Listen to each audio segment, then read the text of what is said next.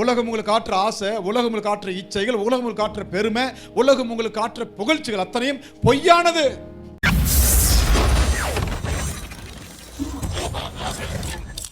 அன்பு சகல பாவங்களையும் போன ஞாயிற்றிலிருந்து இந்த ஞாயிற்று வரைக்கும் நான் வீட்டில் ரொம்ப அன்பாக நடந்துக்கிட்டேன். ஒரு வார்த்தை கூட கடினமாக நான் பேசலை. என் மனைவியோ என் கணவரையோ என் பிள்ளைகளையோ நான் ஒரு வார்த்தை கூட கடினமாக பேசலை அப்படின்னு சொல்கிறவங்க உங்கள் கைகள் என்ன செய்யாதீங்க, தூக்காதீங்க. ஏன்னா நான் வந்து வீட்டில் கேட்டேன்னா அப்புறம் பெரிய பிரச்சனையாகும். சரிங்களா? சரி, இன்னைக்கு ஒரு தலைப்பில் கர்த்தருடைய வார்த்தை கேட்போம். வீணான பெருமை நமக்கு வேண்டாம். அல்லேலூயா. வீணான பெருமை நமக்கு வேண்டாம். பிலிப்பியர் 2ஆம் அதிகாரம் 3வது வசனம் ஒருத்தர் வாசிங்க. பிலிப்பியர் 2ஆம் அதிகாரம் 3வது வசனம். ஒன்றையும் வாதினாலாவது வீண் பெருமையிலாவது செய்யாமல் மனத்தாழ்மையினாலே ஒருவரை ஒருவர் தங்களிலும் மேன்மையுள்ளவர்களாக உயர்ந்தவர்களாக கருதுங்கள். பாருங்க, ஒன்றையும் வீண் பெருமையோடு செய்யாமல் மனத்தாழ்மையோடு ஒருவரை ஒருவர் தங்களிலும் உயர்ந்தவர்களாய் நீங்க என்ன செய்யணும், எப்பயுமே கருதணும். எப்பயுமே பாத்தீங்கன்னா சிறியவங்க தான் பெரியவங்களை மதிக்கணும், கனம் பண்ணணும் என்பதை எதிர்பார்க்காம பெரியவங்களும் சின்ன பையங்களை மதிக்க கனம் பண்ண கற்றுக்கொள்ளணும். அல்லேலூயா. இப்போ நீங்கள் ஒரு இடத்துல போகிறீங்க, ஒரு வெறிநாய் வந்து எல்லாரும் கடிச்சிட்டு இருக்கு. ஒரு சின்ன பையன் அங்கேருந்து கடி வாங்கிட்டு ஓடி வந்துட்டான். இப்போ நீங்கள் போயிட்டுருக்கீங்க. நீங்கள் போகும்போது சின்ன பையன் சொல்கிறான், அந்த வழியாக போகாதீங்க, அங்கே ஒரு நாய் இருக்குது கடிக்கும்னா. நீங்கள் வந்து ஏண்டா இந்த ஏரியா பற்றி எனக்கு தெரியாதா, நீ சொல்லி நான் கேட்கணுமா, நீ போடா சின்ன பையன் எனக்கு புத்தி சொல்கிறியா, நீங்கள் மீறி போனால் என்ன ஆகும்? கடி வாங்க வேண்டியது. கண்டிப்பாக கடி வாங்கணும். நீங்கள் ஒரு 4 ஊசி போடுற மாதிரி தான் வரும். அப்போ சொல்கிற விஷயம் மேட்ரு தான் முக்கியம், தவிர வயசு முக்கியம் இல்லை. பாருங்க, ஏழி மிகப்பெரிய ஊழியக்கார அனுபவத்திலும் அப்புறம் என்னது வயதிலும். எத்தனை வயசு? ரொம்ப ரொம்ப அதிகமான வயசு, கிட்டத்தட்ட 100 வயசு நெருக்கி இருக்கார். இப்போ ரொம்ப அனுபவத்தில் ரொம்ப பெரிய பெரிய பாஸ்டர் அவர். ஆனால் அங்கே ஒரு சின்ன பையன் இருந்தான். அவன் யாரு? சாமுவேல். தேவன் யாரிடத்துல பேசினாரு? ஏன் பெரிய ஊழியக்காரர்கள் பேசல? இன்னைக்கு நாளைக்கு வந்து ஆண்டவர் சொல்றாரு, யாதேசு உங்க அப்பா அம்மாவுக்கு சொல்லு, இப்படி சொல்லு அப்படி சொல்லு சொன்னா, அவன் நாளைக்கு சொல்றான், அம்மா ஆண்டவர் என்கிட்ட வந்தாரு, இப்படி பேசினாரு, இதெல்லாம் சொல்ல சொன்னார். அம்மா என்ன சொல்லுவாங்க அதுக்கு? இப்போ எல்லாம் போய் சொல்லாது சொன்னாரா இல்லையா? இந்த அங்க இருக்கு பாரு குச்சி முட்டாய், லாலிபாப் முட்டை எடுத்துட்டு போய் கடிச்சிக்கிட்டு உட்கார அப்படின்ட்டுருவாங்க. ஆனா சின்ன பையன் சொன்னாலும் நம்ம கவனம் நினைச்சணும், கேட்கணும். யாரையுமே நீங்க அற்பம் நினைச்ச கூடாது, என்ன கூடாது. இங்க ஏலி கிட்ட வந்து ஆண்டவர் சொல்றாரு, சாமுவேல்கிட்ட சொல்றாரு, நீ போ ஏலி கிட்ட சொல்லு, அவனும் அவன் பிள்ளைகளும் சரியா ஊழியம் பண்ணல, நடக்கல, அதனால என்ன செய்ய போறேன், இந்த தேசத்துல அவர் இல்லாம பண்ண போறேன். ஏன்னா ஊழியக்காரங்க மாதிரி நடக்கல நீ போய் சொல்லும் போது அவன் சொல்றதுக்கு பயப்படுறான். திரும்ப கேட்கிறான். ஏலி வந்து நடந்தது அப்படியே சொல்லலன்னா சாபம் ஊ மேல வரும் சொல்லும் போது அவன் தைரியமா சொல்லிட்டான். சொன்னதுக்கு பின்னாடி ஏலி சாமுவேல் மேல கோபப்படல. அதுதான் நல்ல ஒரு ஊழியக்காரங்க அழகு. சில பேர் பார்த்தீங்கன்னா கபடி விளையாடும் போது, கிரிக்கெட் விளையாடும் போது பார்த்தீங்கன்னா அவுட் ஆனால் என்ன செய்யணும்? ஒத்துக்கணும். சில பேர் என்ன செய்ய மாட்டாங்க? ஒத்துக்கவே மாட்டாங்க. நான் சில பேர் பார்த்துருக்கிறேன், அம்பேரே சொல்லி ஆதாரபூர்வம் நிரூபித்தாலும் ஒத்துக்கவே மாட்டாங்க. சண்டை தான் அவங்களுக்கு அந்த இடத்துல. அவங்கெல்லாம் நல்ல பிளேயர் கிடையாது.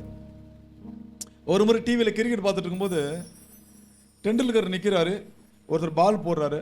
பால் போட்டோன்னே பின்னாடி கேட்ச் பிடிச்ச உடனே டெண்டுல்கர் வந்து பேட்டை தூக்கிட்டு நேராக போயிட்டார். அம்பேர் அவுட்டு தரல, ஆனால் டெண்டுல்கர் போயிட்டார். எல்லாரும் சொல்றாங்க அம்பேர் அவுட்டே தராம அவர் போறாருங்க. அதுக்கு டெண்டுல்கர் சொல்றாரு, நான் அவுட்டுன்னு எனக்கு தெரியும். அதுக்கப்புறம் ரீப்ளே பார்க்கும்போது அதில் தெளிவாக தெரியுது, பால் வந்து லைட்டாக அந்த பேட்டில் பட்டு தான் அவர் கேட்ச் பிடிச்சிருக்காரு. அம்பேரே அவுட்டு கொடுக்கல, அவுட் இல்லைனாலும் டெண்டுல்கர் தான் அவுட்டு தான் சொல்லிட்டு வெளியே போயிட்டார். அதுதான் நல்ல பிளேயர். அல்லேலூயா. உண்மையை ஒத்துக்கிறது தான் நல்ல பிளேயர். இந்த இடத்துல பாருங்க, ஏலி கிட்ட சாமுவேல் சொன்னவன ஏலி கோபப்படல, ஏலி வருத்தப்படல, ஏலி வந்து சாமுவேல் மட்டம் தட்டல, அவனை வளர்த்துக்கிட்டே வர்றாரு பாருங்க. அதாவது ஆனா பாருங்க, சின்ன பையன் வந்து சாமுவேல்கிட்ட தேவன் உன்னிடம் பேசிய வார்த்தை ஏன் என்னிடம் பேசல அப்படின்னு என்ன செய்யல, விதண்டவாதம் பேசல. என்னிடம் பேசாம உன்னிடமா ஆண்டவர் பேச போறாருன்னு அவனை மட்டம் தட்டவும் இல்லை. யாருமே உங்களுக்கு ஒரு ஆலோசனை சொல்லும் போது நீங்க என்ன செய்யக்கூடாது, அதை மட்டம் தட்டக்கூடாது. நீதிமான் என்னை தயவாய் கொட்டி அதன் தலைக்கு எண்ணெய் போல் மிருதுவாய், தயவாய் சொல்லுங்க, கட்டிந்து தலையில் என்ன செய்யட்டுமா, கொட்டி குட்டி எனக்கு புத்தி சொல்லட்டும் அப்படின்னு சொல்லப்பட்டிருக்கு. நீதிமான் அது சின்னவனா இருந்தாலும் சரி, பெரியவனா இருந்தாலும் சரி, அழகா இருந்தாலும் சரி, அழகு இல்லாட்டாலும் சரி, நீதிமான்னா அந்த வார்த்தைக்கு நம்ம கீழ்ப்படியணும். வேதம் சொல்லுது 1 சாமுவேல் 3ஆம் அதிகாரம் 19 வசனம் வாசிங்க. 1 சாமுவேல் 3ஆம் அதிகாரம் 19 வாசிங்க. சாமுவேல் வளர்ந்தான், கர்த்தர் அவனோடு கூட இருந்தார், அவர் நம்முடைய எல்லா வார்த்தைகளிலும் ஒன்றையாகிலும் தரையிலே விழுந்து போகாமல். சாமுவேல் சொன்ன ஒரு வார்த்தை கூட கீழே விழாதபடிக்கு தேவன் என்ன பண்ணார்? பெரிய தீர்க்கதரிசியா கொண்டு வந்தார். சரி போதும். இப்ப சின்ன பையனா இருக்கிற சாமுவேல பெரிய பையனா வந்துட்டாரு. இந்த பெரிய பையனை வளர்த்து கொண்டு வந்தது யாரு? யாரு? ஏலி. அது நீங்க மறந்துடக்கூடாது. ஆனா ஏலிக்கு ஏற்கனவே சின்ன பையனா சாமுவேல் இருக்கும்போது என்ன சொன்னாரு? உன் பிள்ளைங்க 2 பேரும் என்ன பண்ணுவாங்க? செத்து போவாங்க அப்படின்னு சாமுவேல் சொல்லிட்டாரு ஏலிகிட்ட. ஆண்டவர்கிட்ட சொல்லியிருக்காரு, உன் பிள்ளைங்க செல்ற சரியில்லை, சேட்டை ரொம்ப கூட அதிகமா இருக்கு, ஆண்டவர் ஆலயத்தை மதிக்கிறது இல்லை, பலிகளை மதிக்கிறது இல்லை, வர்ற ஜனங்களை மதிக்கிறது இல்லை, அதனால அப்படிப்பட்ட பிள்ளைகளை கண்டிக்காம இருக்கிற நீ என்ன செய்ய போறதில்ல, உயிரோட இருக்க போறதில்லைன்னு சொன்ன சாமுவேலை தான் ஏலி என்ன பண்ணாரு? வளர்த்து பெரிய ஆளா கொண்டு வந்தாரு. நம்மளை ஒருத்தர் மட்டம் தட்டிட்டான்னு சொன்னோன்னே அவனை நம்ம மட்டம் தட்டி பேசுறதோ, நம்மளை ஒரு குறை சொன்னோன்னா அவனை 4 குறை சொல்றதோ, மூஞ்ச பாரு அப்படின்னு சொன்ன உடனே அவனை திருப்பி நாம என்ன சொல்றது? மூஞ்ச கண்ணாடில பாத்தியா, நீ அவ்வளவு அழகா, எவ்வளவு குறை சொல்றோம். நீதிமான் இன்னொரு மனுஷன் என்ன செய்ய மாட்டான்? குறை சொல்ல மாட்டான். உங்களுக்கு ஒரு பிரச்சனை வரும்போது நீங்க என்ன தெரியுமா செய்யணும்? நீங்க அவசரப்படவே கூடாது, பதட்டப்படக்கூடாது. தேவனுடைய சமூகத்துல அமர்ந்து இருக்கணும். வேதம் சொல்லுவது, நானே தேவன் என்று நீங்கள் அறியுங்கள், அமர்ந்திருந்து தேவனுடைய வல்லமையை நீங்கள் பாருங்கள் சொல்லப்பட்டிருக்கு.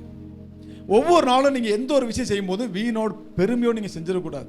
சபைக்கு ஒரு காணிக்கை கொடுத்தாலும், சபைக்கு ஒரு தேவை இருந்தாலும் அதை நீங்க பெருமையா செஞ்சிடக்கூடாது. என்னை பத்தி பாஸ்டர் பெருமையா பேசணும், என்னை பத்தி ஊழியக்காரங்க பெருமையா பேசணும், என்னை பத்தி விசுவாசிங்க பெருமையா நினைக்கணும்னு ஒரு காரியத்தை நீங்க செய்யக்கூடாது. கர்த்தருக்கு முன்னாடி மனத்தாழ்மையா செய்யணும். அதுதான் ரொம்ப முக்கியம். ஒவ்வொரு நாள் ஊழியத்தை நான் அப்படிதான் செய்யறேன்.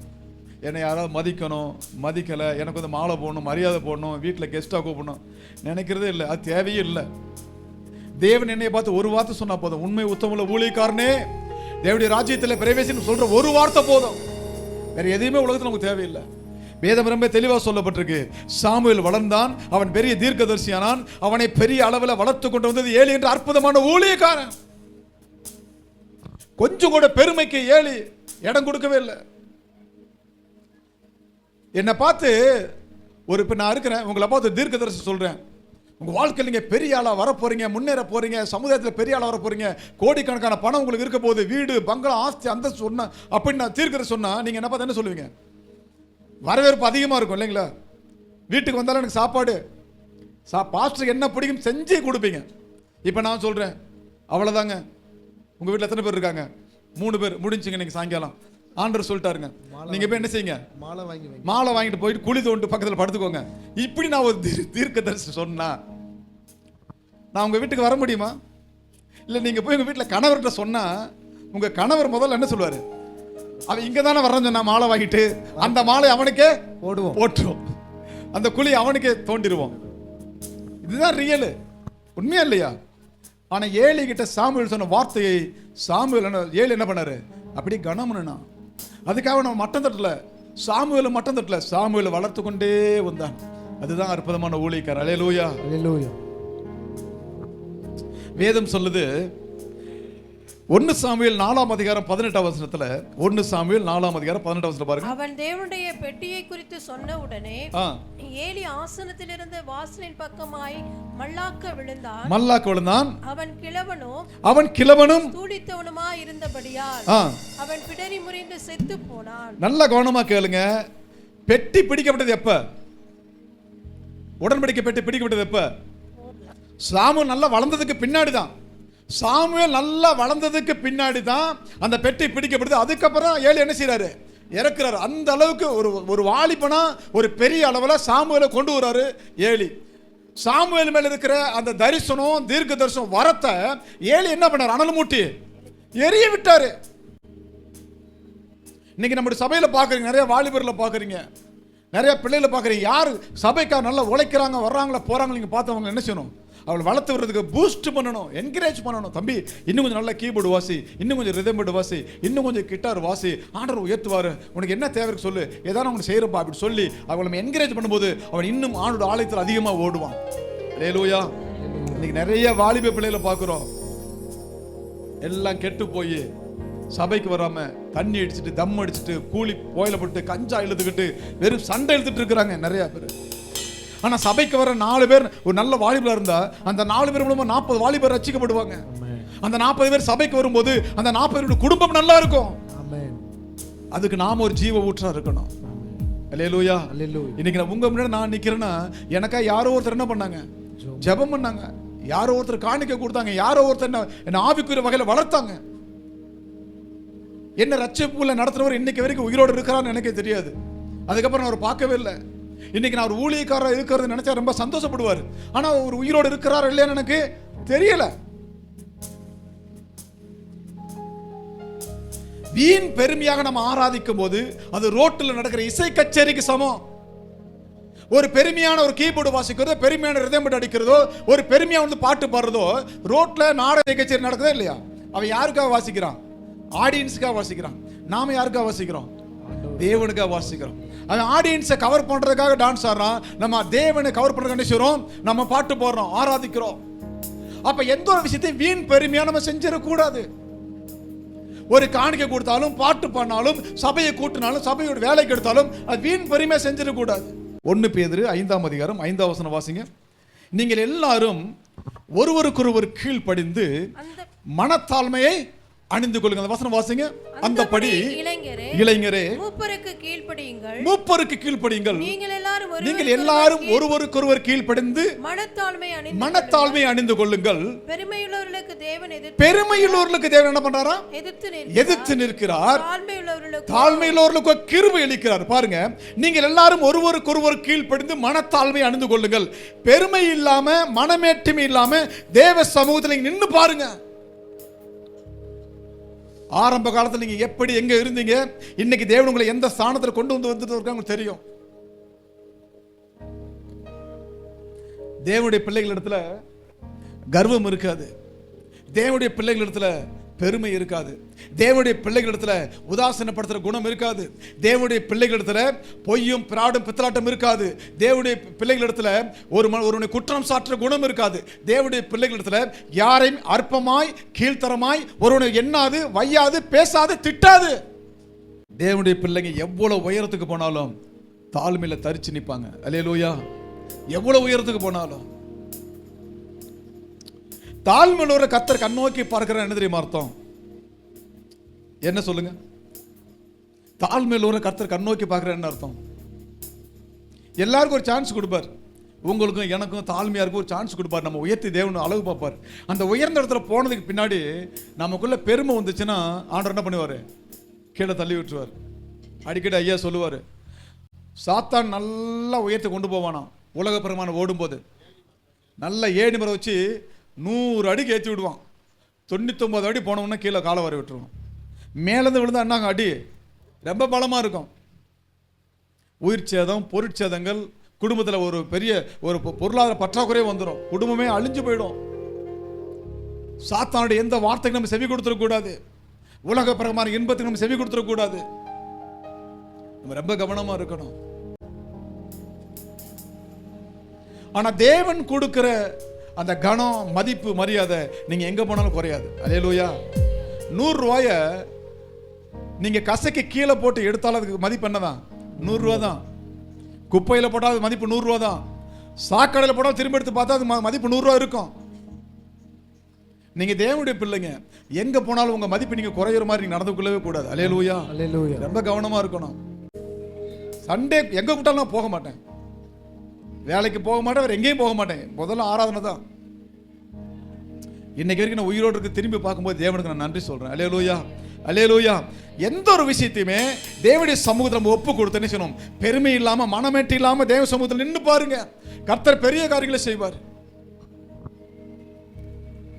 பெருமை எப்படி தெரியுமா வரும்? ஒரு மனசுக்குள்ள வீண் பெருமை எப்படி வரும் சொல்லுங்க? எதை வச்சு வீண் பெருமை வரும்? பொருளாதாரம், வாழ்க்கையில நல்ல இடம், வாசல், அந்தஸ்து உயர்ந்தனாகும் பெருமை வரும். அப்புறம் நல்ல வீடு கட்டிட்டா பெருமை வரும். அப்ப நல்ல பியூட்டிஃபுல்லா ரொம்ப அழகா பாக்குற, அப்படியே சுண்டுனா ரத்தம் வர்ற மாதிரி நல்ல அழகா என்னமா இருந்தா என்ன செய்யும்? பொறாம வரும். உங்களுக்கு பொறாம வரும். அடிக்கடி கண்ணாடி பார்க்கும் போது நானே பொறாமப்படுவேன், என்னடா இவ்வளவு அழகா இருக்கு அப்படின்னு நானே செய்வேன், பொறாமப்படுவேன். அப்படி வந்து பெருமை வரும். இது உலக பிரகாரம் மனுஷன். தேவனுடைய மனுஷன் எப்படி தெரியுமா? என்னை தேவன் உயிரோடு வச்சதுக்கே தேவனுக்கு நன்றி. அல்லேலூயா. ஆமென். இன்னைக்கு நானும் என் கணவரும் பிள்ளைகளும் என் மனைவி உயிரோடு இருக்கிறோம், ஆண்டவருக்கு நன்றி. இன்னைக்கு தேவையான சாப்பாடு ஆண்டவர் கொடுத்திருக்காரு, அவருக்கு நன்றி. நாளை தினத்துல நல்ல விசேஷம் எங்க வீட்டில் நடக்க போகுது, அதுக்காக நன்றி. என் பிள்ளைகளை பேர பிள்ளைகளை பார்க்க போறேன், அதுக்காக நன்றி. என் எல்லைகளை தேவன் பெரிதாக்க போறார், அதுக்காக நன்றி. இந்த நன்றி சொல்ல சொல்ல சொல்ல தேவன் பெருமைப்படுவாரு நம்ம மூலமா. இப்படிப்பட்ட பெருமை தான் தேவன் எதிர்பார்க்கிறார். ஆனா நாம என்ன சொல்றோம்? நம்முடைய சம்பளத்தை குறித்து பெருமடைகிறோம், நம்முடைய அழகு குறித்து பெருமடைகிறோம், நம்முடைய புகழ்ச்சி குறித்து நம்ம பெருமடைகிறோம். இன்னைக்கு பொதுவாக எல்லா சபையிலுமே பார்த்தீங்கன்னா அநேக தேவனுடைய பிள்ளைங்க இயேசுவை காட்டிலும் பெரியவர்களாக தங்களை நினைச்சுக்கிறாங்க. இயேசுவை காட்டிலும் இந்த இடத்துக்கு இயேசு இன்னைக்கு வந்தா அவர் இங்கே தான் இருக்கிறாரு, ஆவியா இருக்கிறாரு. மனுஷ ரூபமும் உள்ள வந்தாருன்னா அவர் பாயை எடுத்து போடுவார், சேர் எடுத்து போடுவார், சேர்லாம் துடைப்பார், அங்கே இருக்க செருப்பெல்லாம் அடுக்கி வைப்பார், தண்ணி எடுத்து ஊற்றுவார், மற்றவங்களுக்கு உதவி பண்ணுவார், வயதானவங்களை ஆட்டோவில் ஏற்றி விடுவார், திரும்ப கொண்டு வந்து இறக்கி விடுவார், ஏதாவது டீ காஃபி கொடுப்பாரு. அவர் கடைசியில் தான் போவார். ஏசு இருந்தாருன்னா. ஏசு இல்லாமல் மற்றவங்க இருந்தாங்கன்னா டீ சாப்பிடுவாங்க, பிஸ்கட் சாப்பிடுவாங்க, ஃபர்ஸ்ட் ஆட்டோவில் உள்ளே போயிடுவாங்க. மற்றவங்க வேலை பார்க்கும்போது சொல்லுவாங்க, வேலை பார்க்கட்டு விடுங்க விடுங்க, நம்ம இதுக்கு பார்க்கணும், ஏசுவே இருந்தாலும் ஏசு அவர் பார்க்கட்டு விடுங்க அப்படின்ட்டு போயிடுவாங்க. யோவான் 13ஆம் அதிகாரம் 5ஆம் வசனம் வாசிச்சு பாருங்க. பின்பு பாத்திரத்தில் தண்ணீர் வார்த்து, பின்பு பாத்திரத்தில் தண்ணீரை வார்த்து சீஷருடைய கால்களை கழுவவும், சீஷருடைய கால்களை கழுவவும், தாம் கட்டிக்கொண்டிருந்த சிலையினால் துடைக்கவும், தாம் கட்டிக்கொண்டிருந்த சீலையினால், அது சீலைனா சால்வை, சால்வையினால் துடைக்கவும் தொடங்கினார். இப்ப 12 பேருடைய கால்களை ஆண்டவர் என்ன பண்ணாரு? கழுவினார். 12 பேருடைய கால்களை துடைச்சாரு. அதுல காட்டி கொடுத்தவன் இருந்தான், மறுதளிச்சவன் இருந்தான், தன் ட்ரெஸ் எல்லாம் ஓடி நிர்வாணம் ஓடிட்டு ஓடி போனவன் இருந்தான், ஒளிஞ்சு போன போய் ஒளிஞ்சுக்கிட்டவங்க இருந்தாங்க. இத்தனை பேருடைய கால்களை யார் கழுவினாரு? யார் தொடச்சாரு? யாரோட சால்வை எடுத்து தொடச்சாரு? வானாதி வானங்களை படைத்த தேவன் மனுஷ ரூபமாய் பூமியில வந்தபோது அவர் தம்முடைய சீசர்களின் கால்களை கழுவி தான் கட்டியிருந்த தன்னுடைய சால்வை எடுத்து சீசர்களின் கால்களை தொடச்சார். அங்க அதே பந்தியில் யூதாஸ் இருந்தான், பேதுரு இருந்தான், மற்றவங்க இருந்தாங்க, நிர்வாணமா ஓடி போனவங்க இருந்தாங்க. ஆனா இன்னைக்கு நம்ம சபையில உள்ள வரும்போது செருப்பை கழட்டுற இடத்துல கூட மற்றவங்க செருப்பை நம்ம தள்ளி விட்டு உள்ள வர்றோம். இயேசுவுக்கு நமக்கு என்ன சம்பந்தம் இருக்கு? இயேசு நமக்கு என்ன சம்பந்தம் இருக்கு? யோசிச்சு. இயேசு கிறிஸ்து எல்லாரும் ஒரே போலதான். யூதாஸ் கால பாதி துடைக்காம விட்டாரா? ஒரு காலம் தான் துடைப்பேன், இன்னொரு காலம் துடைக்க மாட்டேன் சொன்னாரா? பேதுரு மறுதலிக்கு போறாச்சு, அவனுக்கு கால் துடைக்காம விட்டாரா? ஏன் யூதாஸோட சால்வை அவர் எடுக்கல? எடுத்திருந்தா யாராவது கேள்வி கேட்க போறாங்களா? யாராவது சால்வை கொடுங்கப்பா, ஒரு பழைய துணி கொடுங்க அப்படின்னு ஏன் அவர் கேட்கல? ஏன் கேட்கல? கேட்டிருந்தா கொடுக்காம இருப்பாங்களா? எல்லா இடத்துலுமே அவர் தன்னை ஒரு முன்மாதிரியாக நடந்து கொண்டார். அல்லேலூயா. அதுதான் சபைக்கு நாங்கள் ஞாயிற்றுக்கிழமை காலையில் 7 மணிக்கெல்லாம் அங்கே வந்துடுவோம். 7 மணிக்கு நாங்கள் ஸ்பாட்டில் இங்கே இருப்போம். 6:30 வீட்டோடு கிளம்பிடுவோம். திரும்பி எல்லாரும் போனதுக்கு முன்னாடி நான் திரும்ப வீட்டுக்கு போகிறதுக்கு 2 மணி ஆகிடும். எல்லாம் கிளீன் பண்ணிட்டு சுத்தம் பண்ணிட்டு கடைசியில் தான் நாங்கள் போகிறோம். ஏன்னா ஒரு நாள் தேவனுடைய சமூகத்தில் நிற்கும் போது அவர் நம்மளை பார்த்து ஒரு வார்த்தை சொன்னா போதும், என் பையன், என் மகள், என் மகன், என்னுடைய சிந்தை அவனுக்குள்ள இருந்தது. நான் எப்படி மற்றவர்கள் கால்களை கழுவி என்னுடைய சால்வை எடுத்து மற்றவர்கள் கால்கள் துடைத்தனோம், அதே போல என் பையன் எல்லாரும் உட்காந்துருக்க சேரு அவன் துடைச்சான், கிளீன் பண்ணா, சுத்தம் பண்ணா. பிரஸ்டீஜ் பார்க்கல, கௌரவம் பார்க்கல. எனக்காக என் பையன் வேலை பார்த்தா சொல்லும் போது வேதம் சொல்கிறது அவருடைய சிங்காசனத்தில் நம்ம உட்கார வைப்பார். அல்லேலூயா.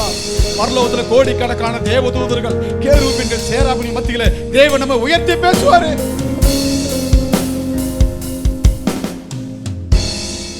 பழைய வாழ்க்கையை நான் நினைச்சு பார்க்கிறேன், ரொம்ப கேவலமா இருக்கு என் பழைய வாழ்க்கை. சினிமாவுக்கு பெரிய அடிமையா இருந்தவன். வாயை திறந்தாலே சினிமா பாட்டு, இரவு பகலும் சினிமா பாட்டு, அவ்வளவு மோசமான ஒரு வாழ்க்கை வாழ்ந்து கொண்டிருந்தேன். ஆனா இன்னைக்கு இந்த வாழ்க்கையை திரும்பி பார்க்கும்போது அவரை உயர்த்தி பாடுகிற பாடல்களை தேவன் கொடுத்தார். அல்லேலூயா, அல்லேலூயா. எங்கோ நான் வாழ்ந்தேன் அறியாமல் அலைந்தேன், என் நேசர் தேடி வந்தேன். எங்கோ நான் வாழ்ந்தேன், அறியாமல் அலைந்தேன், என் நேசர் தேடி வந்தேன். நெஞ்சார அணைத்து முத்தங்கள் கொடுத்து நிழலாய் மாறிவிட்டேன். நெஞ்சார அணைத்து முத்தங்கள் கொடுத்து நிழலாய் மாறிவிட்டேன். நன்றி உமக்கு நன்றி, ஐயா நன்றி, உமக்கு நன்றி. அப்பா பிதாவே அன்பான அருமை ரட்சகரே, ஆவியானவரே.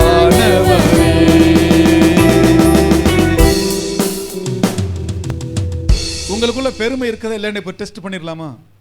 இப்போ ஒரு டெஸ்ட் நடக்குது பாருங்க. அந்த டெஸ்ட்ல எத்தனை பேர் பாஸ் ஆயிருங்கன்னு பார்த்துடலாம். நிறைய பேர் பாஸ் ஆயிருவீங்க, நிறைய பேர் ஃபெயில் ஆயிருவீங்க. உங்க சின்ன பிள்ளைங்க, உங்க வீட்டில் இருக்க சின்ன பிள்ளைங்க இருக்கிறாங்கல்ல, உங்க பேர பிள்ளைங்க, உங்க வீட்டில் இருக்க சின்ன பிள்ளைங்க, ஒரு 5 வயசுக்கு இருக்கிற பிள்ளைங்கள கடைசியா நீங்க எப்ப தூக்கி கட்டி பிடிச்சிங்க? எப்ப முத்தம் கொடுத்தீங்க? உங்களெல்லாம் பார்த்தா எங்க வீட்டில் பிள்ளைங்களே கிடையாது, எனக்கு பிள்ளையே பிறக்கல, எனக்கு கல்யாணமே ஆகல, எனக்கு கணவரே இல்ல, நான் சுதந்திர வாலி, என்கிட்ட போய் இந்த வாலியை பத்தி கேட்கலாமா? சரி, இப்படி கேட்டா யாரும் பதில் சொல்ல மாட்டீங்க. எல்லாருமே நீதிமான்கள் வேஷம் தரிக்கிறதுல ரொம்ப கெட்டிக்காரங்களா இருக்கிறீங்க. சரி, சின்ன பிள்ளைங்க வீட்டில் கேட்டுருவோம். உங்க பிள்ளை 20 வயசுக்கு மேல ஆயிட்டான்ல, உங்க வாலிப பொண்ணு வாலிப பையங்கள, அந்த பையனை அந்த பொண்ணை உங்க பையனை கடைசியா நீங்க எப்ப கட்டி பிடிச்சீங்க? உங்க வாலிப பொண்ணை, கல்யாணம் ஆகாத உங்க வாலிப பையனை நீங்க பெத்து வளர்த்து சீராட்டி தாலாட்டி தேரூட்டி பாலூட்டி தயிரூட்டி மோரூட்டி எல்லாம் வளர்த்தீங்கல்ல, அந்த பிள்ளைய கடைசி இப்ப லாஸ்ட் நீங்க எப்ப கட்டி பிடிச்சீங்க? 4 மாசம் ஆகுது. ஆஸ்பத்திரியில் கட்டி பிடிச்சிங்களா? ஐயோ என்ன விட்டு போயிருவே அப்படின்னு கட்டி பிடிச்சிங்களா? அதான் முடியாம இருக்கும் பாசம் தெரியும். ஐயோ நான் பெத்த பொண்ணு அழகே அநியாயமா டாக்டர் கொல்ல போறாங்க அப்படின்னு கட்டி பிடிச்சிருக்கீங்க, பரவாயில்ல. வேற எப்ப கட்டி பிடிச்சிங்க? கடைசியா உங்க கணவனை பார்த்து, நல்ல உங்க மனைவியை பார்த்து கடைசி எப்ப உன்னை நேசிக்கிறேன், ஐ லவ் யூன்னு எப்ப சொன்னீங்க? நீங்க உங்க மைண்ட் வாஷ் நீங்க எப்ப சொன்னீங்க? நீங்க சொல்றது கேக்குது. நான் நேத்து கூட சொன்னேன், என்ன பாஸ் இவ்வளவு போய் சொல்றீங்க? நான் ஏன் போய் சொல்லணும்?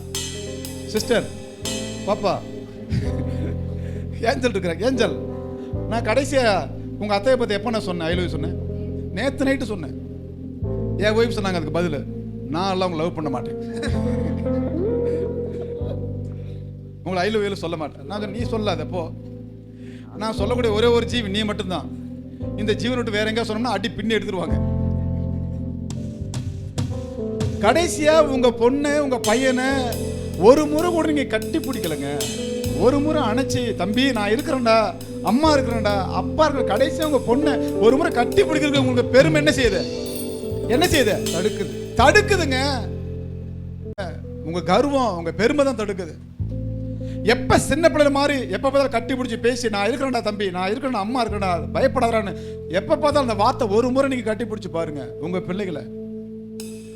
அவனுக்கு எங்க போனாலும் ஒரு பலம் இருக்கும். எங்க அம்மா இருக்கிறாங்க, என் ஆறுதலை கொட்டிக்கிறதுக்கு எங்க அம்மா இருக்கிறாங்க, என் கவலையை சொல்றதுக்கு எங்க அம்மா இருக்கிறாங்க, எங்க அப்பா இருக்கிறாரு. எந்த விதமான உயர் பதவிகள் இல்லாதப்ப கூட உங்க பெற்றோரை ஒரு முறை வாலிப பிள்ளைங்க எப்ப கட்டி பிடிச்சாங்க? சரி, இப்ப அம்மா அப்பா கேட்கட்டும், இப்ப பிள்ளைகிட்ட கேட்கிறோம், உங்க பிள்ளைங்க கடைசி உங்க அம்மாவை எப்ப கட்டி பிடிச்சாங்க? ஏன் கட்டி பிடிக்கல சொல்லுங்க பாப்போம். உன்னை எதுக்கு நான் கட்டி பிடிக்கணும்? தேவையில்லாம என்ன பெத்து போட்டிருக்கேன். அடிக்கடி சொல்றாங்களே என்ன ஏன் பெத்த. இந்த கேள்வி எல்லா பிள்ளையும் கேட்பாங்க அப்பா அம்மா கிட்ட, எதுக்காக என்ன பெத்த? என்ன நீ பெத்த, அதனால என்கிட்ட நீ செத்த.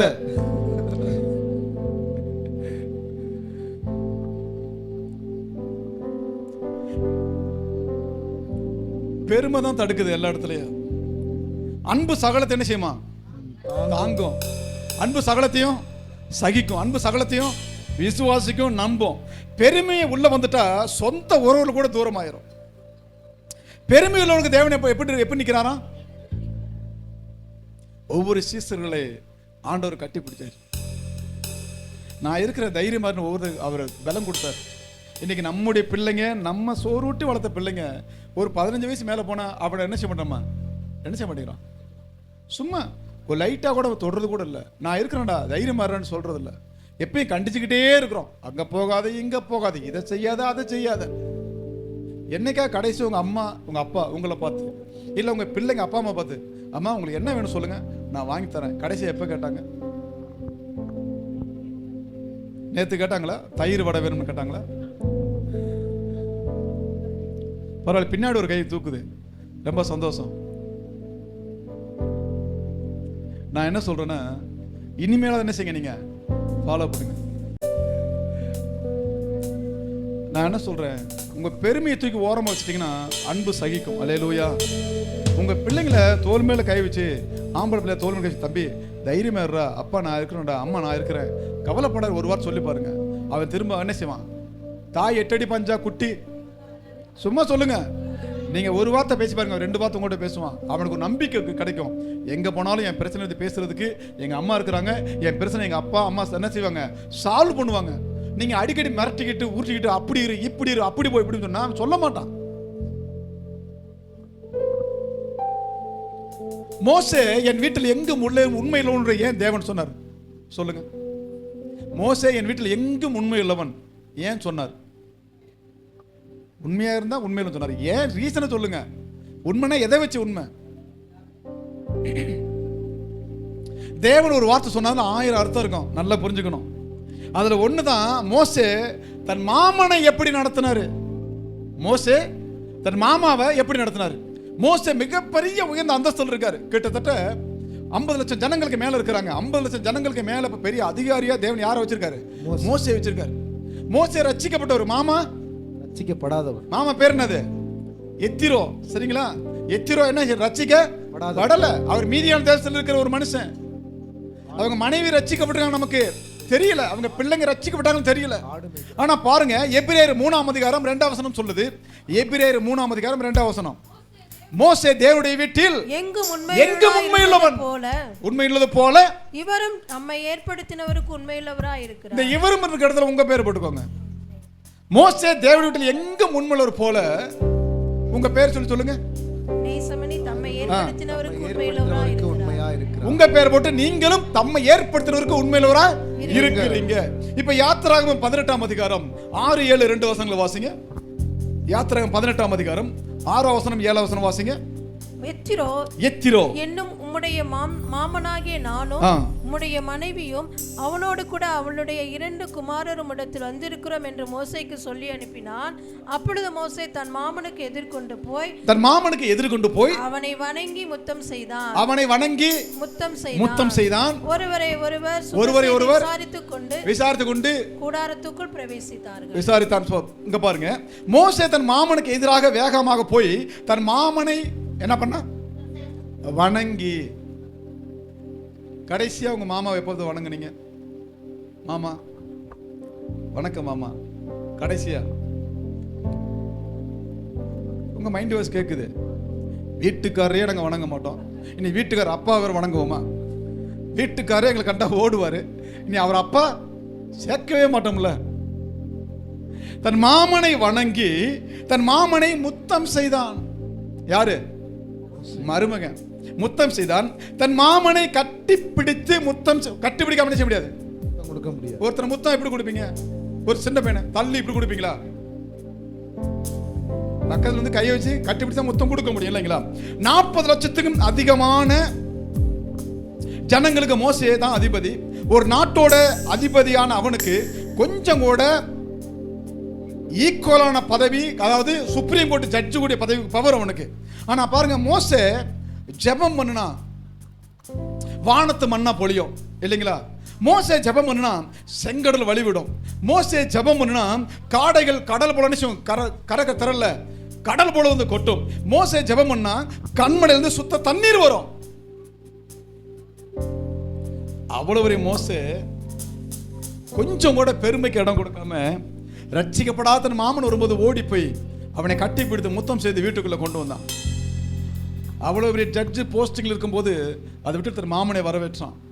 அதனால தான் தேவன் சொல்றாரு, மோசேயின் வீட்டில் எங்கும் உண்மை இல்லவன். அல்லேலூயா. கடைசியா பாருங்க, தன் மாமன் எத்திரோவுக்கு முன்னால் ஓடினான், தன் மாமன் எத்திரோவுக்கு முன்னால் வணங்கினான், தன் மாமன் எத்திரோவுக்கு முன்னாடி கட்டிப்பிடித்தான், தன் மாமன் எத்திரோவுக்கு முன்னாடி முத்தம் செய்தான், தன் மாமனரை வரவேற்றான், உபசரித்தான், சுக செய்தி விசாரித்தான், உள்ள கூட்டு நல்ல சாப்பாடு கொடுத்தான். இன்னைக்கு நாம அந்த மாதிரி செய்யறோமா? ஒரு வார்த்தை பேசுறோம், நல்லா இருக்கீங்களா மாமா? நல்லா இருக்கேன், சோ உட்காருங்க, சாப்பிடுங்க, ரெஸ்ட் எடுங்க, அப்படியே போயிடுறோம். ஒரு 10 நிமிஷம் நீங்க மகள் போல உட்காந்து பேசி பாருங்க, ஒரு மகன் போல உட்காந்து பேசி பாருங்க, அவங்க கவலையெல்லாம் உங்களுக்கு கொட்ட ஆரம்பிச்சிருவாங்க. என்னை விசாரிக்கிறதுக்கு ஒரு ஆள் இருக்காங்கன்னு கவலையெல்லாம் கொட்ட ஆரம்பிச்சிருவாங்க. அல்லேலூயா. மோசே பெருமையை தூக்கி எறிஞ்சாரு, பொறுமையை தரித்து கொண்டாரு, தன்னை வெறுமையாக்கி அருமையான குணத்தை தேவன் மோசே என்ன பண்ணாரு? வெளிப்படுத்தினார். அதனால தான் பூமியிலே பிறந்து மரித்த மனுஷர்களில் மோசேக்கு கிடைத்த பாக்கியம் எந்த மனுஷனுக்கும் கிடைக்கவே இல்லை. அது என்ன பாக்கியம்? மோசேக்கு கிடைத்த பாக்கியம் யாருக்குமே கிடைக்கல. மோசே இறந்ததுக்கு பின்னாடி ஆரோனோ இல்ல ஊரோ இல்ல மிரியாமோ அவங்க சொந்தக்காரங்களை அடக்கம் பண்ணல, முன்னாடியே அவங்களாம் இறந்துட்டாங்க. ஆனா மோசே இறந்த பொழுது தேவனையும் அடக்கம் பண்ணினார். அல்லேலூயா. இந்த மாதிரி ஒரு வாய்ப்பு யாருக்கு கிடைக்குமா? யோசிச்சு பாருங்க. வசனம் சொல்லுது, உபாகமம் 34 அதிகாரம் 5, 6, 2 வசனங்களை வாசிங்க. உபாகமம் 34. தாசனாகிய மோசே அப்படியே கர்த்தருடைய தாசனாகிய மோசே மோவாப் தேசமான அவ்விடத்திலே கர்த்தருடைய வார்த்தையின்படியே மரித்தான். அவர் அவனை மோவாப் தேசத்தில் உள்ள பெத்பேயாருக்கு எதிரான பள்ளத்தாக்கிலே அடக்கம் பண்ணினார். இந்நாள் வரைக்கும் ஒருவனும் அவன் பிரேதத்தை என்ன செய்யல, கண்டுபிடிக்கல. அப்ப வசனம் சொல்லு பாருங்க, மோசே கர்த்தருடைய வார்த்தையின்படியே மரித்தான். மோவாப் தேசத்துல பெத்பேயாருக்கு எதிரான பள்ளத்தாக்கில் மோசேயை என் ஆண்டவர் இயேசுவே அடக்கம் பண்ணினாரு. வாழ்ந்தா இப்படி ஒரு வாழ்க்கை வாழணுங்க. பெருமை உள்ள இருந்துச்சுன்னா உங்க வீட்டுக்கு நீங்களே தூரம் ஆயிருவீங்க. உங்க பொண்ணு சின்ன பொண்ணு இருக்கும்போது அடிக்கடி உங்களுக்கு ஏதாவது ஒன்று சொல்லிட்டே இருக்கும், அம்மா எனக்கு காலில் முள்ளு குத்துருச்சு, அவன் என்னை அடிச்சிட்டான், நான் கீழே விழுந்துட்டேன், பாருங்க காயமாயிடுச்சு, எனக்கு கை கால் வலிக்குது அப்படின்னு அடிக்கடி என்ன உங்கள்கிட்ட வந்து சொல்லுவாங்க. அதே கொஞ்சம் பெரிய பொண்ணானா, கொஞ்சம் பெரிய பையனா ஏன் உங்கள்கிட்ட சொல்ல மாட்டேங்கிறான்? ஏன் சொல்ல மாட்டேங்கிறாங்க? சில சொல்லுவாங்க, அது நல்ல பழக்கம். 100% என்ன செய்யறதில்ல, சொல்றதில்ல. ஏன் சொல்றதில்ல? சின்ன பையனா இருக்கும்போது ஊட்டி வளர்த்து சீராட்டி வளர்த்து ட்ரெஸ் போட்டு நல்லா அன்பா பேசுறீங்க. அவனே கொஞ்சம் பெரியவனாகும்போது நீங்க டிஸ்டன்ஸ் ஃபாலோ பண்றீங்க. அப்பா நினைச்சாங்க டிஸ்டன்ஸ், வேலை நிமித்தம், குடும்பத்து நிமித்தம், வறுமையின் நிமித்தம், கடன் பிரச்சனை நிமித்தம், மன உளைச்சல் நிமித்தம் என்ன செய்றீங்க? டிஸ்டன்ஸ் நீங்க என்ன செய்றீங்க? நீங்க ஃபாலோ பண்றீங்க. அந்த ஃபாலோ பண்றது பிள்ளைகளுக்கு உங்களுக்கு என்ன ஆகுது? இடைவெளி கேப் ரொம்ப அதிகமாகுது. பெருமையான காரியங்கள் என்ன செய்யாதீங்க, செய்யாதீங்க, பேசாதீங்க. உங்களுக்கு இன்னைக்கு ஜீவன் இருக்குல்ல, இன்னைக்கு உள்ள உட்காந்துருக்க பார்த்தீங்களா, இது தேவனுடைய தயவு. அல்லேலூயா. இந்த நேரம் நீங்க ஜிஹெச் போங்க, கவர்மெண்ட் ஹாஸ்பிட்டல் போங்க, அவசர வார்டுக்கு போங்க. எத்தனை பேர் நுரையீரல் காற்று என்ன செய்ய முடியல, விட முடியல, மூச்சு விட முடியல, வென்டிலேட்டர் வச்சிருக்கிறாங்க. சாப்பிட்டது மோசன் போகல, சில பேருக்கு ஜீரணமாகாம போயிட்டே இருக்கு, சில பேர் யூரின் போயிட்டே இருக்கு, சில பேர் யூரின் போகவே இல்லை. ஆனா தேவன் நமக்கு எல்லாத்தையும் சரியா வச்சிருக்காருன்னா நம்ம பெருமைப்படுறதுக்கு என்ன இருக்கு? என் சரீரமே என் கண்ட்ரோல்ல ஆண்டவர் தான் காப்பாற்றுறாருன்னு சொல்லும்போது நான் பெருமைப்படுறதுக்கு இங்க என்ன இருக்கு? ஒண்ணுமே இல்லை. கிட்டத்தட்ட ஒரு 2000 பேர் வரக்கூடிய பெரிய சர்ச்சில், அந்த சர்ச்சில் இருந்து பாஸ்டர் அறிவிப்பு கொடுத்தாரு, அடுத்த வாரத்துல இருந்து சபைக்கு முன்னாடியே நீங்க வந்துருங்க. அதாவது 8 மணிக்கு 9 மணி சபைனா ஒரு 8 மணிக்கு வாங்க, கொஞ்சம் தண்ணி எடுத்து ஊத்துங்க, கிளீன் பண்ணுங்க, சுத்தம் பண்ணுங்க, தண்ணி இருக்கான்னு பாருங்க. தண்ணி இல்லைன்னா பாஸ்டர் என்ன செய்யாதீங்க, தண்ணி இல்லைன்னு அங்கிருந்து கேட்கறது காட்டிலும் டக்குன்னு தண்ணி வாங்கி நீங்க வச்சிருங்க. வயதானவங்களுக்கு உதவி பண்ணுங்க, டாய்லெட் ஊற்றி கழுவி விடுங்க, இதெல்லாம் சொல்லியிருக்கிறாங்க. அதில் சில பேர் வாலண்டியராக பேர் கொடுத்தாங்க. அதில் ஒரு பெண், நல்ல ஒரு 25 வயசு மதிக்கத்தக்க ஒரு நல்ல ஒரு பெண் என்ன பண்ணாங்க, அவங்க தான் வந்து அடிக்கடி டாய்லெட் கிளீன் பண்ணுற வேலையெல்லாம் பார்த்தாங்க. எல்லா டாய்லெட் பக்காவாக கிளீன் பண்ணாங்க. பாஸ்டர் கேட்டிருக்காரு, எல்லாரும் கிளீன் பண்ண நீ தான்ப்பா ரொம்ப நல்லா கிளீன் பண்ணுற, என்ன வேலை பார்க்குற? நான் வந்து ஹவுஸ் கீப்பிங் ஒர்க் பண்ணுறேன். அப்படிங்களா, பரவாயில்லப்பா, நல்லா க்ளீன் பண்ணுறப்பா. அடுத்த வாரம் பார்த்தா அதை விட நல்லா ஹார்பிக்கெல்லாம் நிறைய வாங்கிட்டு வந்து, சொந்த காசுல எல்லாம் வாங்கிட்டு வந்து, ஹார்பிக் ப்ரெஷ் எல்லாம் வாங்கிட்டு வந்து ஒவ்வொரு டாய்லெட்டெல்லாம் உட்காந்து தேய்ச்சிட்டு இருக்கிறாங்களாம். ரொம்ப சூப்பராக க்ளீன் பண்ணுறப்பா, உனக்கு ஏதாவது உதவி பண்ணவா சொல்லி, இல்லைங்க வேணாங்க எனக்கு இருக்குது வேலை இருக்குது. அப்படியே வேலை பார்க்குறியா, எங்கே வேலை பார்க்குற? நான் ஏர்போர்ட்டில் வேலை பார்க்குறேன். ஏர்போர்ட்டில் ஹவுஸ் கீப்பிங்காக இருக்கிறியா? இல்லைங்க உள்ளே வேலை பார்க்குறேன். உள்ளே எங்கள் ஆஃபீஸில் இருக்கிறியா? இல்லைங்க உள்ள ஏரோப்ளைன்லேயே வேலை பார்க்குறேன். ஏரோப்ளைனில் உள்ள ஹவுஸ் கீப்பிங் இருக்கியா? இல்லைங்க ஏரோப்ளைன் ஓட்டுறதே நான் தான் பைலட் அப்படின்னாங்களே. எனக்கு சனி ஞாயிறு 2 நாள் லீவு, மற்ற நாளில் நான் தான் ஓட்டுறேன். அதனால சனி ஞாயிறு வந்து நானே வந்து இந்த சபையில் இந்த வேலையெல்லாம் பார்த்துட்டு இருக்கிறேன். என் ஆண்டவர் இயேசு கிறிஸ்து மற்றவருடைய கால்களை கழுவி தன்னுடைய சால்வை எடுத்து மற்றவருடைய கால்களை துடைச்சாருன்னா நான் அதை விட பெருசாக ஒன்றும் பண்ண போகிறதில்ல. நான் அட்லீஸ்ட் டாய்லெட்டாக கழுவுறேன். இந்த வேலையை வேறு யாருக்கும் கொடுத்துறாதீங்க, தொடர்ந்து நானே செய்கிறேன் அப்படின்னாங்களாம். லாஸ்ட் அரண்டு போயிட்டார். எவ்வளோ பெரிய உச்சத்தில் இருக்கிறவங்க எவ்வளோ வேலையை எவ்வளோ தாழ்மையாக செஞ்சாங்க. யோனாவை போல மீனின் வயிற்றுல நீ இருந்தாலும் உன்னை காண்கின்ற தேவன் ஒரு இருக்கிறான்னு மறந்துடாதீங்க. அல்லேலூயா. நீ பாதாளத்தில் படுக்கை போட்டாலும் உன்னை காண்கின்ற தேவன் ஒரு இருக்கிறான்னு நீங்க மறந்துடாதீங்க. நீங்க மரண இருளில் பள்ளத்தாக்கில் நடந்தாலும் உன்னை காண்கின்ற தேவன் ஒரு இருக்கிறான்னு நீங்க மறந்துடாதீங்க. நீ நட்சத்திரத்தில் ஏறி கூடு கட்டினாலும் உன்னை காண்கின்ற தேவன் ஒரு இருக்கிறான்னு நீங்க மறந்துடாதீங்க. நீ மரத்தில் ஏறி மறைந்து கொண்டாலும் சகேவியை போல உன்னை காண்கின்ற தேவன் இருக்கிறான்னு மறந்துடாதீங்க.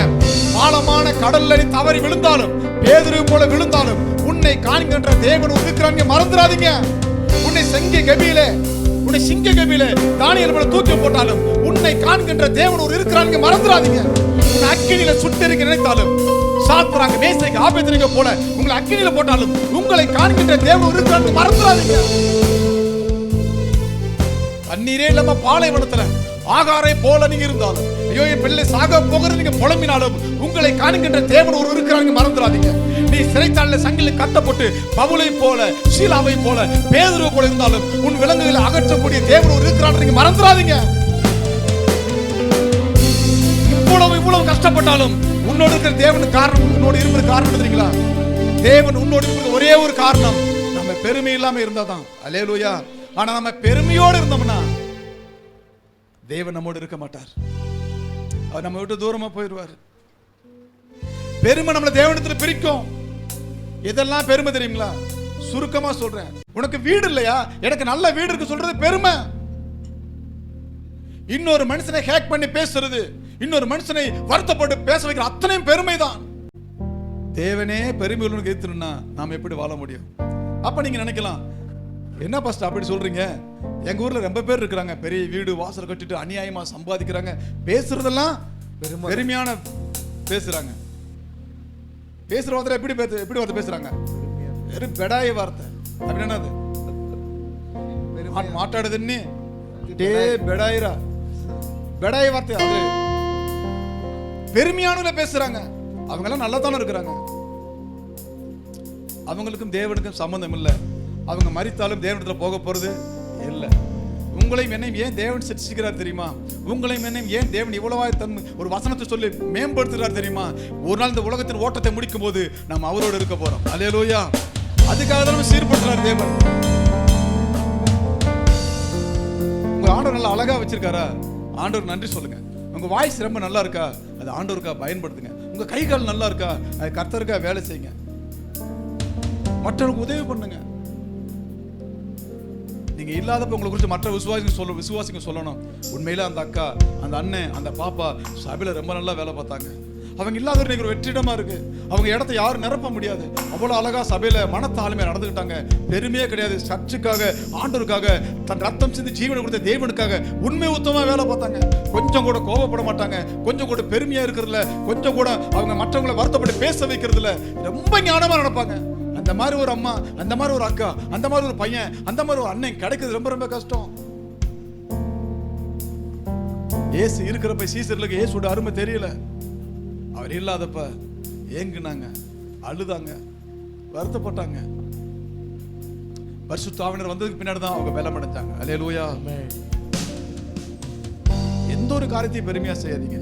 காணிக்கை கொடுத்தாலும் சரி, சபையில வேலை பார்த்தாலும் சரி, எதுவுமே பெருமையா செய்யாது. யாராவது ஒரு நாள் என்னைக்காவது பாஸ்டர் அங்க வாங்க உட்காருங்க, இந்த மாசம் சபையில என்னென்ன தேவை இருக்கு ஒரு நிமிஷம் சொல்லுங்க. எத்தனை பேர் என்கிட்ட கேட்டிருப்பாங்க நீங்க நினைக்கிறீங்க? யாருமே கேட்கல. ஏன் கேட்கல சொல்லுங்க பாப்போம். ஏதாவது நம்ம கேட்க போய் சொல்லுங்க, நம்ம ஏதாவது கேட்க போய் ஏமா இவ்வளோ கேட்குறீங்க, இது எதை நீ ஏற்றுக்கிட்ட அப்படின்னு பாஸ்டர் கேட்டுட்டா பிரச்சனையாகி போகும். அப்பெல்லாம் யாரும் கேட்க மாட்டேன். என் பாரத்தை நீங்கள் என்ன செய்யுங்க, கொஞ்சம் ஷேர் பண்ணிக்கோங்க.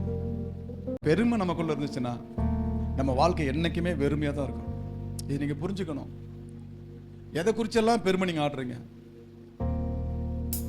உலகத்துக்கு நம்ம செஞ்ச காரியங்கள் என்ன, தேவனுக்கு செஞ்ச காரியம் என்ன? ஒரு விஷயம் தெரியுமா உங்களுக்கு? சபை குறித்தோ, சபை ஊழியர் குறித்தோ, சபை ஊழியர் குடும்பத்தை குறித்தோ நீங்கள் மறைமுகமாக ஒரு பேசுகிற வார்த்தை கூட தேவனுக்கு தெரியும். ரொம்ப கவனமாக இருங்க. பேசணும்னா நிறைய பாஸ்டர் வந்து பேசுங்க. பாஸ்டர் இப்படி இருக்கு சொல்லுங்க, தப்பே கிடையாது. சபை தேவைகள்ல சபையோட ஜப குறிப்பு சொல்லும் போது அதுக்காக நீங்க தயவுசெய்து ஜபம் பண்ணுங்க. வசனம் சொல்லுது, பெருமைகளோடு கர்த்தர் ஏத்து நிற்கிறார். இன்னைக்கு நீங்க ஒரு முடிவு பண்ணுங்க, என் வாழ்க்கையில பெருமை வேண்டாம் ஆண்டவர். உம்மை விட்டு தூரமா பிரிக்கிற பெருமை எனக்கு வேண்டாம். யூதாஸோட காலை நீங்க கழுவுனீங்க, பேதுருவோட காலை கழுவுனீங்க, மற்ற 10 சீசத்து காலை கழுவுனீங்க, உங்களுடைய சால்வை எடுத்து கழுவுனீங்க, தொடச்சிங்க. நானும் என்னால் முடிஞ்ச அளவுக்கு என் சபைக்காக, ஊழியத்துக்காக, சுவிசேஷ ஊழியத்துக்காக, கிராம ஊழியத்துக்காக, சபை ஊழியத்துக்காக, ஆத்தும ஆதத்துக்காக நான் ஏதாவது பண்றேன் ஆண்டவரே. பெருமை இல்லாம செஞ்சு பாருங்க, கர்த்தர் உங்கள் வாழ்க்கையில பெரிய காரியங்களை செய்வார். அல்லேலூயா. நாம் கண்களை முடிச்சா உண்மை, நம் கண்களை மூடி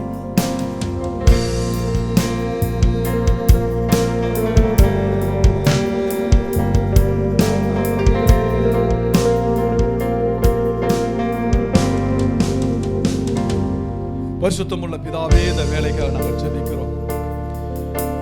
உம்முடைய சமூகத்துல எங்களை நாங்கள்